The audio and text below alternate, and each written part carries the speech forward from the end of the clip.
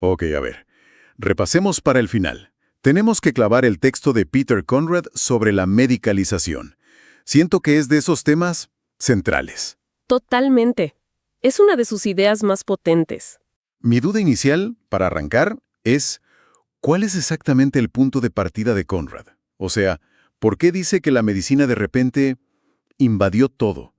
Que su jurisdicción se expandió tanto en las sociedades modernas. Pues mira, él arranca analizando cómo un montón de problemas que antes no tenían nada que ver con la medicina, de repente se redefinen. ¿Problemas como qué? ¿De comportamiento? Exacto. Comportamientos, adicciones, mala conducta en la escuela, tristeza, cosas que antes eran, no sé, un tema moral o hasta legal. Y él dice que ahora se ven como problemas médicos. Ahí está el concepto clave, ¿no? La medicalización del comportamiento anormal. Ese mismo. Es definir la anormalidad, lo que se desvía de la norma, como una enfermedad que, claro, necesita un tratamiento médico. Pero entonces la intervención médica no es solo por salud. No, y eso es lo fundamental en Conrad. No es solo sanitaria. Es, en el fondo, una nueva y muy eficaz forma de control social. Una que busca corregir o, bueno, eliminar esos comportamientos que una sociedad define como anómalos. Ok, me queda claro el panorama general, pero para profundizar, vayamos al primer pilar de su argumento, que creo que es lo más denso, el cuestionamiento al concepto positivista de enfermedad. Sí, es la base de todo. ¿Cómo es que Conrad desmonta esa idea tan de sentido común de que la enfermedad es simplemente un morbo o, no sé, un mal funcionamiento biológico? Bueno, él parte de la visión clásica, la positivista, que es esa: enfermedad es igual a la presencia de un morbo. Un virus, una bacteria, un órgano roto. Justo. Algo que impide el buen funcionamiento fisiológico. Pero Conrad dice, ojo, esta idea tiene una limitación enorme. No sirve para explicar la enfermedad mental, por ejemplo. Claro, ahí se queda corta. Totalmente. Entonces él propone una dicotomía, que es clave para el examen. Separar morbo, que es el estado fisiológico, de enfermedad, que es el estado social que le atribuimos a esa condición. Te permite analizar los dos niveles. Ah, ya veo. ¿Y ahí entra la sociología con todo? O sea, la idea de que la enfermedad y los morbos son construcciones humanas, que no existen hasta que alguien los nombra. Diste en el clavo, no existen ahí afuera esperando ser descubiertos. Alguien los tiene que reconocer y definir. Él da unos ejemplos para ilustrar esto que son buenísimos. ¿Podemos repasarlos? Sí, claro, son perfectos para entenderlo. El primero es el de los indios pápagos. Para ellos, la obesidad, o bueno, lo que nosotros llamaríamos obesidad, no es una enfermedad. ¿Es normal? Incluso puede ser algo valorado. Entonces, la condición biológica objetiva está ahí, pero el juicio social, la etiqueta de enfermedad, no existe en su cultura. Demuestra la relatividad cultural de una forma brutal. Y el otro caso es el de los jugadores de básquet, ¿no? Ese es todavía más claro. Un tipo que mide más de 2 metros es, estadísticamente, una anomalía biológica. Pero nadie diría que tiene una enfermedad. Al contrario, se celebra. Gana millones por eso. Exactamente. Y ahí llega Conrad a su frase, la frase clave de todo esto. La enfermedad, al igual que la belleza, depende del espectador. Es siempre un juicio social. Y casi siempre un juicio negativo sobre algo que consideramos indeseable. Ok, esto es un giro total. Si la enfermedad es un juicio social, esto me lleva directo a la idea de control. ¿Cómo conecta Conrad esto con Talcott Parsons y su concepto del rol del enfermo? Me parece que ahí compara la enfermedad con la criminalidad. Sí, es una comparación fundamental. Parsons dice que tanto el crimen como la enfermedad son formas de anormalidad. Ambas amenazan el sistema social. Exacto, porque afectan el desempeño de los roles que se esperan de una persona. El tema es cómo la sociedad responde a cada una. Y la diferencia, la palabra mágica, es la intencionalidad. A ver. Si se percibe que la anormalidad fue intencionada, se define como un delito. Y la respuesta es el castigo. La cárcel. Eso. Pero si se percibe como no intencionada, ahí se define como enfermedad. Y la respuesta no es el castigo, es el tratamiento. Claro, no te culpo, te curo. Y ese rol del enfermo de Parsons, esto es un detalle técnico importante para el examen. Tiene como 4 componentes, ¿verdad? Sí, y hay que saberlos bien. Primero, la persona enferma queda exenta de sus obligaciones sociales normales. No va a trabajar, no hace las tareas de casa. Ok, es un derecho. Segundo, otro derecho. No se le culpa por su condición. No se espera que se recupere solo con fuerza de voluntad. Bien, esos son los beneficios. Y las obligaciones. Ahí está el truco del control.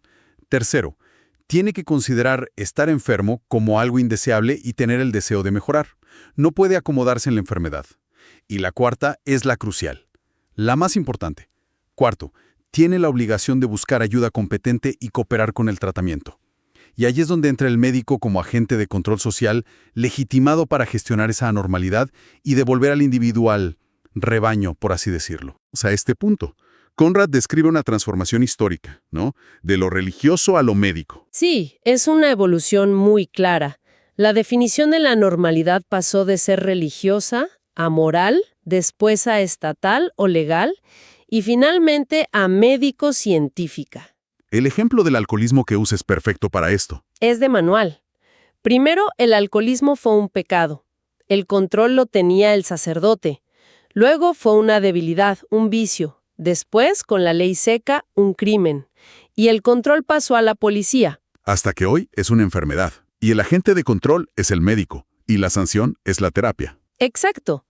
Cada cambio de definición trae un nuevo agente de control. Y el prestigio creciente de la profesión médica en la sociedad industrial le dio el monopolio para definir qué es enfermedad y cómo se trata. Entiendo. Pero, ¿qué condiciones se tienen que dar para que un comportamiento sea medicalizado? O sea, ¿cuál es la receta? Conrad identifica varios factores. Primero, el comportamiento debe ser definido como un problema por grupos con poder. Un vacío, sí. Tercero, debe existir alguna forma de tratamiento médico disponible, o al menos una promesa.